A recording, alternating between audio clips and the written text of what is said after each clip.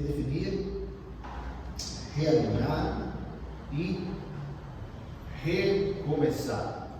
Nossa série de mensagens está chegando ao fim, pelo seu penúltimo sermão. E a gente tem visto essas saudações finais, como essa parte final é bem conhecida. Semana passada nós falamos sobre amigos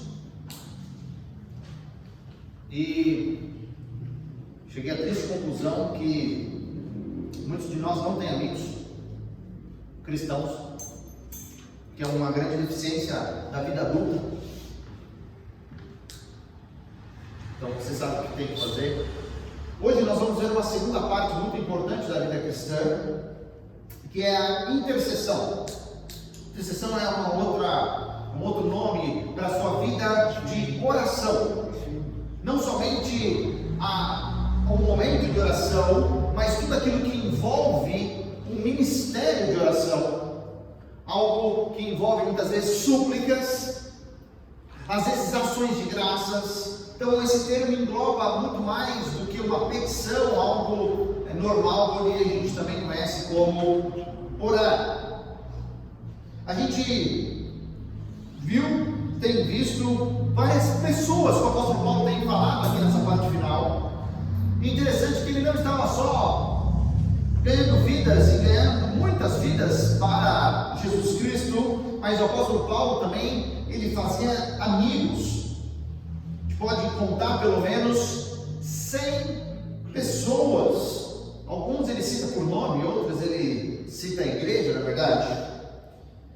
Quando nós estamos lendo Atos, e Paulo cita toda essa gente. Olha só que legal. Gente daqui, de lá, de lá, todos os irmãos em Cristo. Pastor, mas Paulo era uma pessoa viajada, era uma pessoa que o próprio Senhor Deus o levava para fundar outras igrejas. Isso é verdade. Mas ele não se esquecia delas. O capítulo 16 de Romanos é um grande capítulo onde nós encontramos 26 pessoas, onde ele orava, ele conservava os seus amigos. Isso não era só um costume social de uma carta. Lembra que a gente já falou que não havia um correio muito eficiente, ou até não sei se havia, nenhum sistema de mensagem instantânea. Então não era algo simplesmente social. O final das cartas do apóstolo Paulo, do nosso irmão em Cristo, e guiado, inspirado pelo Espírito Santo, demonstrava uma preocupação real. É a preocupação real de todo crente, a sua parte, a sua vida espiritual. Conheci um pastor, um grande amigo nosso, que ele tinha até uma briga com o Oi, tudo bem? O nosso pão, né? Ele queria que todo mundo cumprimentasse ele com a saudação bíblica, que era: como vai a sua alma? Como você está de verdade por dentro? Que nós vemos nas cartas. Ou seja, essa real preocupação desses amigos. No final, Paulo cita por nome Aristarco, João Marcos, Jesus Justo, vimos esse semana passada, Lucas, o médico, e hoje nós vamos ver mais um. Ele talvez que seja o grande motivo de ter ali uma igreja naquela cidade. Ele que foi discipulado pelo apóstolo Paulo e voltou para sua casa, para sua terra, para sua parentela. Olha só que interessante.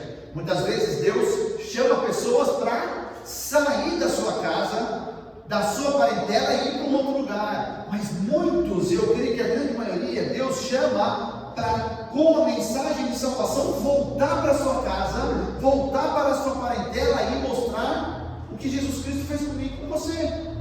E Epáfras, essa pessoa, conheceu o apóstolo Paulo em Éfeso, foi discipulado por ele e voltou para a sua cidade, porque ele sabia que os seus amigos, os seus parentes, os seus vizinhos precisavam saber do que Jesus Cristo fez lá na cruz por mim e por você. Esse senso de urgência é muito interessante, porque às vezes se bate olho aqui, puxa vida, é nome, está mandando abraço para um, beijo para o outro. Não é só isso. Então, como nós já vimos sobre os amigos, hoje nós vamos ver sobre esses intercessores, e semana que vem, para fechar, nós vamos ver como é a realidade do ministério, onde o apóstolo Paulo escancara tudo isso. Então, abra, por favor, ali em Colossenses capítulo 4, versículos 12 e 13. Colossenses 4, versículos 12 e 13.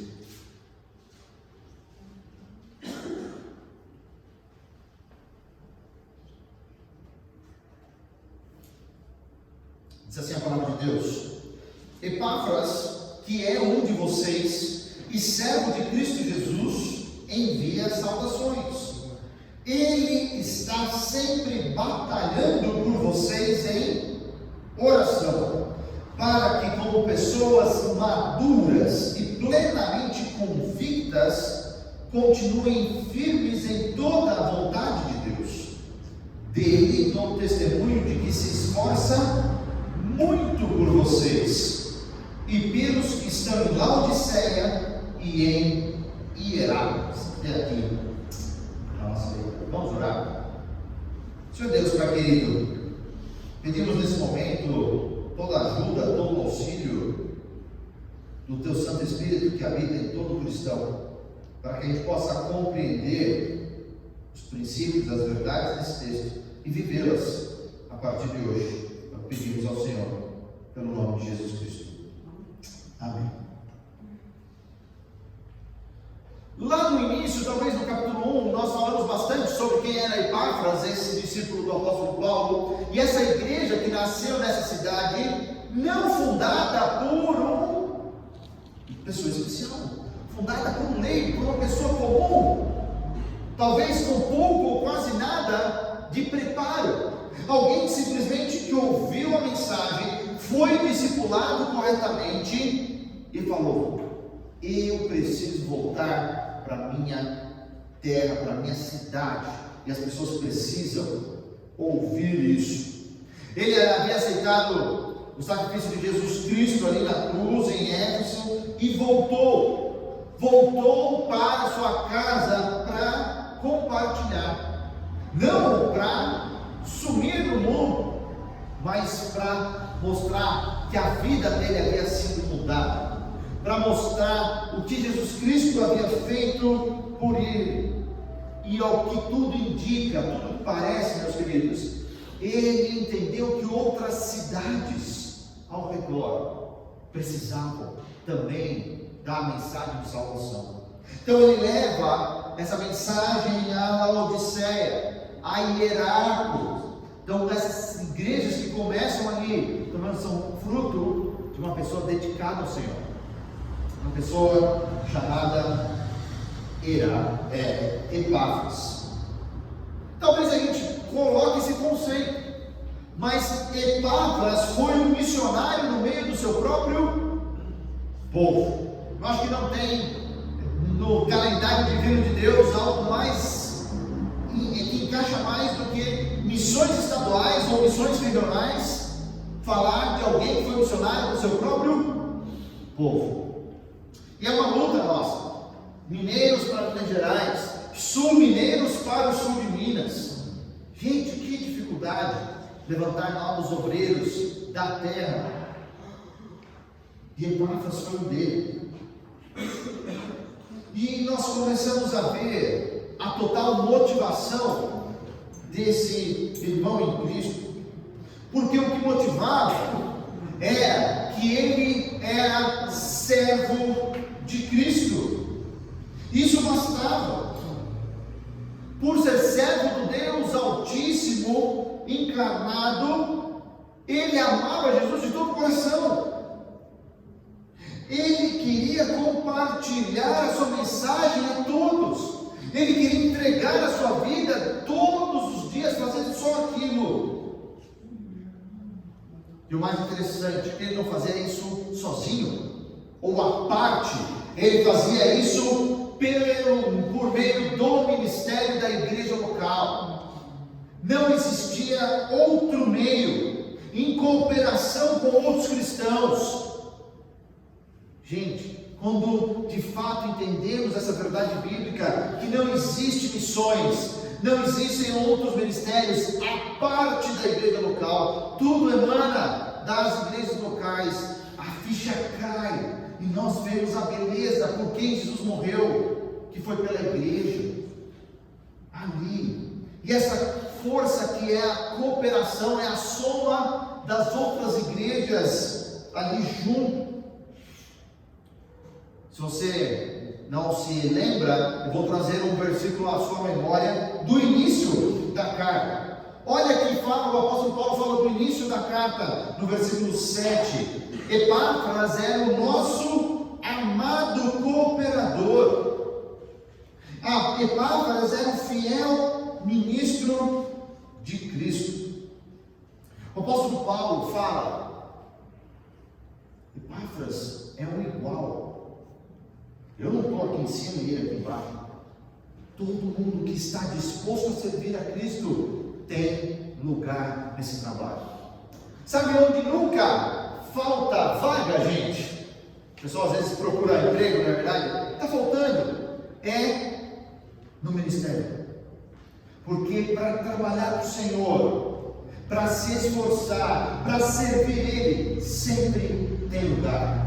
Sempre tem lugar para você, para sua família, na igreja, plantando igrejas. Querido, sempre tem lugar. Mas às vezes a gente olha para a palavra de Deus, não sei vocês, mas às vezes eu olho para a palavra de Deus e falo: puxa, mas esses homens parecem tão longe de mim, parecem que são quase super-heróis, não é verdade? Que às vezes a gente pinta isso, e não deveria fazer isso. Deveríamos ver como homens e mulheres de carne e osso, lutando as mesmas dificuldades, sofrendo as mesmas coisas, mas com decisões firmes em seu coração. E algo que me chama a atenção nesses dois versículos é o ministério de oração que esse homem tinha. Talvez o grande segredo de ser chamado fiel, um cooperador, era o quanto Epáfras orava. Parece simples, não é verdade? Não é. E como que Paulo sabia disso? Eles dividiram muito tempo, passaram muito tempo juntos. Ele sabia, ele podia observar. O apóstolo Paulo vai usar vários verbos de testemunha ocular, de ver. Não alguém contou, não alguém disse, mas Paulo via a vida de oração desse homem. E hoje a gente vai ver 5 qualidades então dessa oração de Epáfras. A primeira delas que a gente vê já no versículo 12 é que era uma oração constante. E aí a gente pega essa parte que Epáfras está sempre batalhando. Se você voltar para o versículo 2 desse mesmo capítulo, nós temos o apóstolo Paulo falando para a gente se dedicar em oração, sempre orando, se dedicando. Não é para orar somente quando a gente tem vontade. Pastor, pede para outro orar, eu estou sem vontade de orar hoje. Te passa os motivos de oração. Quem pode orar? Aquele silêncio. Você não pede para orar, não. Pede para outro. Epáfras também não orava somente quando alguém pedia, quando alguém mandava. Ou só porque ele estava num lugar onde estava todo mundo orando, ele se sentia na obrigação moral ou na obrigação social de também orar. Não. Epáfras estava constantemente em oração, buscando sempre a orientação de Deus. Primeira qualidade: a oração tem que ser algo constante. Se alguém falou essa mentira para você, que é só para orar quando você tiver vontade, apaga isso, deleta, clica aí na tua cabeça, deleta. Sempre. Sempre. Com vontade ou sem vontade. Orar sempre. Primeira qualidade, então, era constante. A segunda qualidade, eu pus o nome de apaixonado. Talvez você vai ver em outros lugares, outras pessoas falando de oração fervorosa. Fervorosa traz a ideia de uma oração quente, uma oração, mas eu creio uma oração apaixonada. E você vai entender muito bem o que quer dizer isso. Versículo 12, ele fala então que ele estava sempre batalhando. Ele estava ali suando. Ele estava agonizando, é a palavra. É a mesma palavra usada por Jesus lá no Getsemane, lembra? Quando Jesus orava e as suas lágrimas se tornaram em sangue, seu suor. Essa é a palavra, batalhando em oração.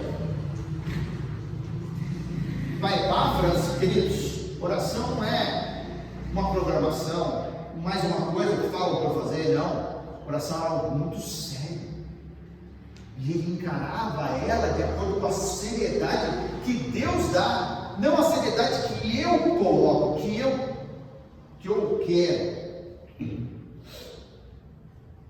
Essa palavra traz a ideia de homens se esforçando ao máximo. Talvez você conheça esse jogador de futebol. Não sei. É um espanhol, Charles Puyol. Jogou muito tempo no Barcelona, talvez a sua vida toda, não sei. E se tinha uma característica desse rapaz, era a tal da raça. Ele saía pingando de dentro de campo. Ele entregava tudo que tinha que dar. Não à toa, foi multicampeão no time dele e também com a seleção dele, levou a Espanha ao primeiro título mundial. Mas tem um fato na vida dele, que talvez você não saiba. Ele está aqui. As autoridades estão aqui, ó, debaixo do guarda-chuva. Quer apagar a luz para vocês verem um pouquinho melhor? Pode apagar ali. Essa cena é bem emblemática.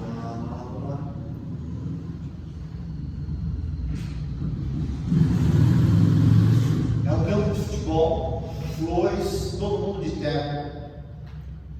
Esse momento é o momento onde os caixões do time da Chapecoense chegam na Arena Condá, o estádio da Chapecoense. Lembra? O avião que caiu e vitimou quase o time inteiro.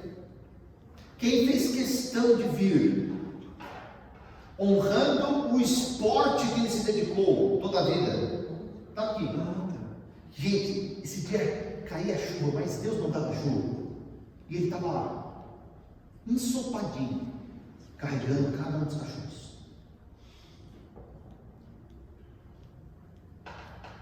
Apaixonado. Obrigado, pode ser.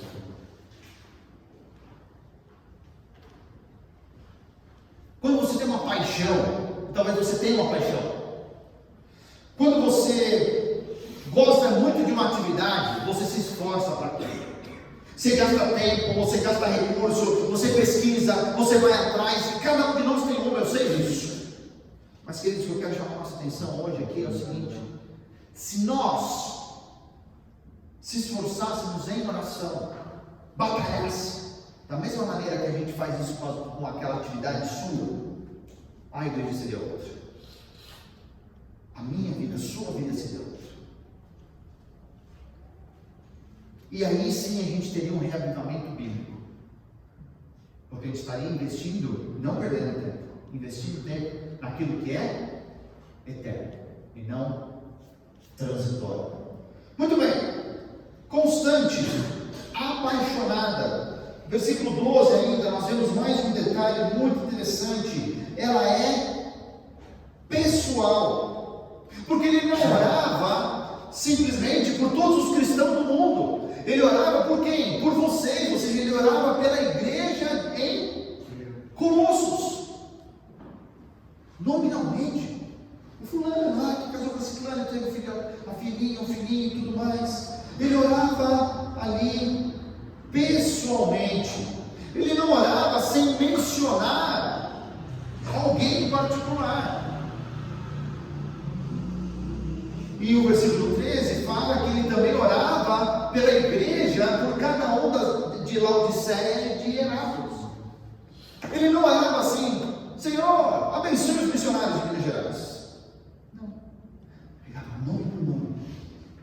A gente tenta ajudar de alguma maneira, né? Divide tantos missionários que Deus nos tem dado 3 por dia, não é verdade? Para orar nome por nome, gente. Para ajudar vocês nisso. Queridos, para Epáfras, era importante orar dessa maneira, porque ele, em primeiro lugar, levava essas pessoas no seu coração. Essas pessoas eram extremamente queridas, caras a ele. Por isso que ele queria orar pessoalmente. Quarta característica: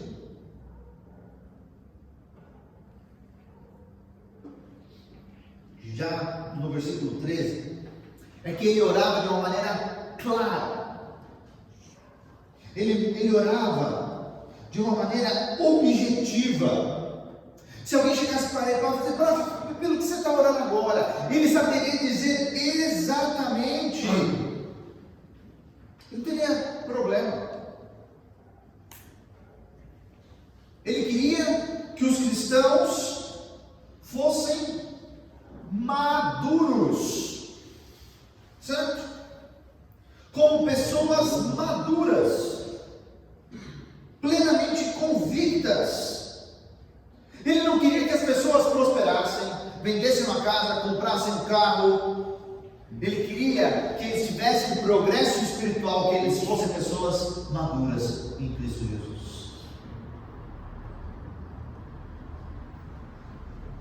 Tem algumas palavras que agora, chegando ao nosso final da nossa série, você vai ver que são pontuadas em todos os capítulos. Maduras, plenamente, toda a vontade. E essas coisas fazem diferença. Porque um dos motivos bem específicos daquela congregação, e claro que transborda a nós de certa maneira, mas para Colossos, era que Epáfras queria que eles se envolvessem com toda a vontade de Deus, não somente com parte. Que eles não fossem seletivos na hora de executar, de viver a vontade de Deus para eles. Ah, não, essa parte não, essa parte eu não quero. Essa parte da vontade de Deus é legal, essa eu vou fazer. Aquela vamos deixar de lado. Toda a vontade, maduros, plenos, toda a vontade de Deus. Mais uma vez ele está batendo nas heresias que estavam ali naquela igreja, que aqueles tais mestres, aquelas pessoas que se diziam conhecedoras, falavam que iam destravar ou iam levar os cristãos a uma perfeição e a uma maturidade, mas eles não conseguiam cumprir essa promessa. Porque quem leva à perfeição e quem leva à maturidade é somente um, e o nome dele é Jesus Cristo. Não era por um método, não era de um jeito. Se você se recorda no capítulo 2, diz o seguinte: em Cristo habita corporalmente toda a plenitude da divindade. E por estarem nele, quem está nele? A igreja de Colossos. E ele é o cabeça de todo o poder e autoridade. Vocês receberam plenitude. Basicamente está falando assim: vocês são cristãos, vocês foram inseridos no corpo, e o corpo obedece à cabeça, e a cabeça é Jesus. Então, se Jesus é a plenitude, agora que vocês foram inseridos no corpo, vocês também têm a plenitude.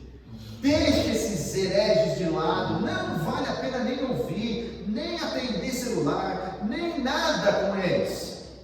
Bloqueia, porque só Jesus Cristo pode satisfazer essa plenitude que você precisa, ninguém mais. Por isso que ele pede para que eles continuem firmes.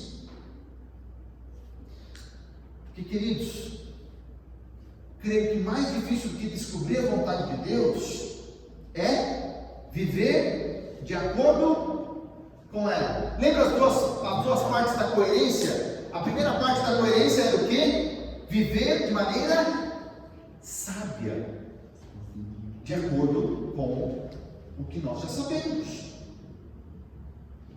E nós vamos amadurecendo. Ainda bem que é amadurecendo, não é empodrecendo igual as frutas, não é verdade?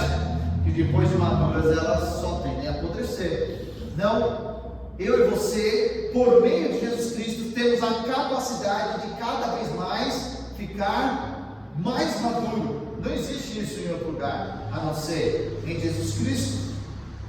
Por fim, mas não menos importante, a quinta e última qualidade que nós aprendemos aqui é que Epáfras, o nosso irmão, nos ensina que nós devemos orar de uma maneira sacrificial. Sabe por quê? Ele batalhava, ele sabia os pedidos pessoais, ele orava batalhando, mas ele se esforçava muito. Me dá a ideia aquela pessoa que não importa quantas vezes ela já orou, ela vai continuar orando, e vai continuar orando, e vai continuar orando. Isso não muda. Outra tradução dessa expressão é que algo preocupava ele. Queridos, coloca isso na tua cabeça. A verdadeira oração é uma oração difícil de fazer. Porque basicamente você está falando para Deus fazer do jeito dele e não do seu jeito. Essa é a verdadeira oração. Deus, tem essa situação aqui, e eu quero que o Senhor faça do seu jeito, mesmo que isso doa em mim. Essa é a verdadeira oração. Que dificuldade! Epáfras se afligia, ele lutava, batalhava. Isso demonstra dedicação, isso demonstra zelo, isso demonstra prioridade. Por isso que era sacrificial. E olha, queridos, quando você começar a separar um tempo do seu dia para orar, porque como igreja nós separamos um dia para orar, vai começar a chover convite dos mais legais, bem no horário, bem no momento que você tirou para orar. E aí que vai fazer a diferença você entender a sua prioridade. O que é prioridade? Caminhando para o fim dessa carta, a gente pode ver que o apóstolo Paulo gostava assim de elogiar as pessoas que estavam ao seu redor, mas nenhum deles é elogiado em relação ao seu ministério de oração, igual é para nós.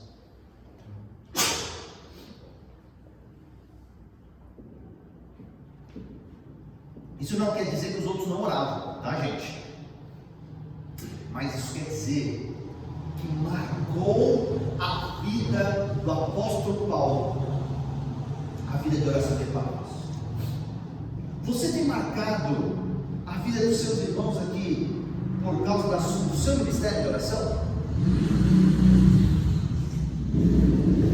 Alguém que me marcava, e eu já disse isso várias vezes, pelo ministério de oração dela, era a Lourdes Aparecida. Mulher de oração. Não perdia por nada uma reunião de oração. E eu e você? Será que a gente vai ser lembrado assim? Fulano era um homem de oração. Ciclana, essa orava mesmo. Como que a gente vai ser lembrado? Como você quer ser lembrado?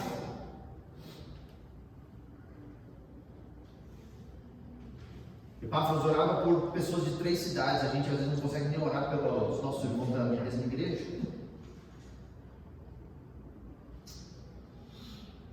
Que a gente fica à mercê, à espera de um milagre, de um reavivamento ou de um avivamento. E ele nunca chega, porque a gente não consegue orar uns pelos outros. Algumas perguntas para a gente levar esse texto para a nossa vida. Eu oro só quando eu tenho uma vontade. Por favor, Deus, você ora para o pastor não te escolher para orar. Por que ele não me escolha para orar dessa vez? Será que isso é sua oração? Ela tem que ser constante, em todo momento. Tendo vontade ou não. Próxima pergunta. O seu maior esforço hoje é para orar ou para fazer outras atividades? Hobbies, muitas vezes. Qual é o seu esforço?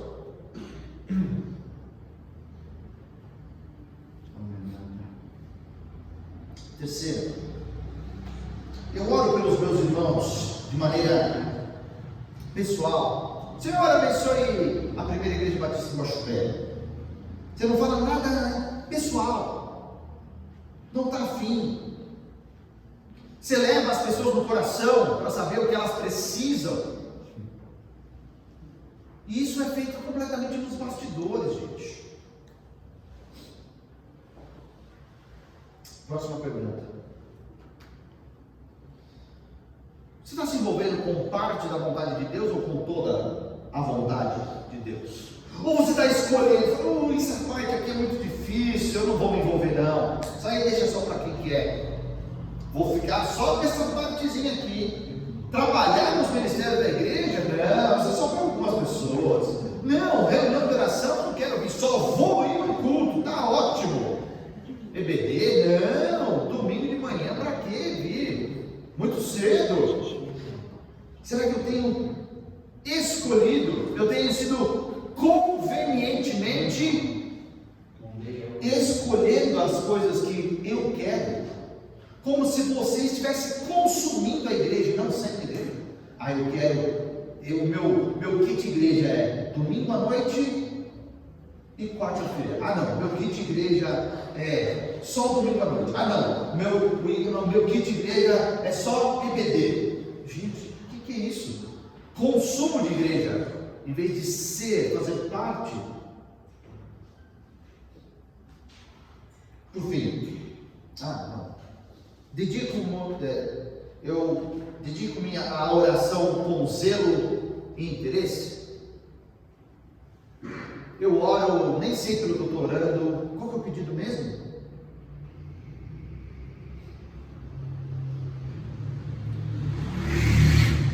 Como Epáfras, eu sou um missionário onde Deus já me colocou. Eu tenho vontade de anunciar, de falar para minha família precisa de Jesus, para os meus vizinhos, os meus colegas de trabalho, meus colegas de faculdade, aonde Deus me levar. Será que é isso o desejo do seu coração? Não, eu quero ir lá na China. Não tem problema, mas você vai fazer na China o que você faz aqui. Se você não faz nada aqui, lá, começa aqui. Deus pode te enviar para lá, não tem problema nenhum. A gente te manda, te envia, mas dá fruto aqui primeiro. Dá fruto aqui. Queridos, orar pelos meus irmãos não é uma parte, é uma parte muito importante, uma parte crucial da minha vida cristã. Você tem orado pelos seus irmãos? Ou você tem orado só por você? A diferença está em orar pelos outros, não por si mesmo. Vamos orar. Pai querido, como aprendemos sobre prioridade de vida com Epáfras? Te agradecemos, Senhor, por esse registro lindo desse homem de oração, marcado e que marcou a vida do apóstolo Paulo pelo seu ministério de oração. Pai, meu pedido nessa noite aqui cada um aqui, nossos irmãos e irmãs, sejam conhecidos pela sua vida de oração. Não por A, não por B, não por C, mas pela vida dedicada de oração que eles têm uns pelos outros, pelos irmãos da igreja. Pai, nos ajuda a sermos reconhecidos assim. Pedimos no precioso nome de Jesus Cristo. Amém.